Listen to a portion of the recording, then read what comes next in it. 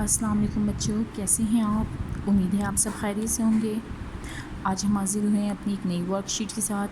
ہماری work sheet ہے مذکر اور مؤنث کے بارے میں۔ سب سے پہلے آپ نے تعریف لکھنی ہے، اس کے بعد یہاں پہ دن لکھنا ہے۔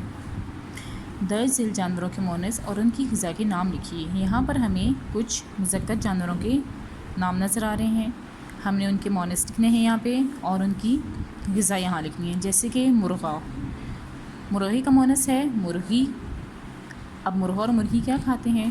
دانہ چگتے ہیں، تو ہم نے یہاں ان کی غذا لکھنی ہے۔ اسی طرح بکرا اس کا مؤنث ہے بکری، اور یہ کیا کھاتے ہیں؟ پتے کھاتے ہیں اور چارہ کھاتے ہیں۔ اسی طرح ہم نے ان سب جانوروں کے مؤنث یہاں پہ لکھنے ہیں اور ان کی غذا یہاں پہ لکھنی ہے۔ پیارے بچوں، یہ ورک شیٹ آپ نے بہت اچھی طرح مکمل کرنی ہے۔ امید کرتی ہوں آپ کو آج کی ویڈیو سمجھ آئی ہوگی۔ ملتے ہیں اپنی اگلی ویڈیو میں۔ اپنا خیال رکھیے گا اور ورک شیٹ بہت اچھے سے کیجیے گا۔ اللہ حافظ۔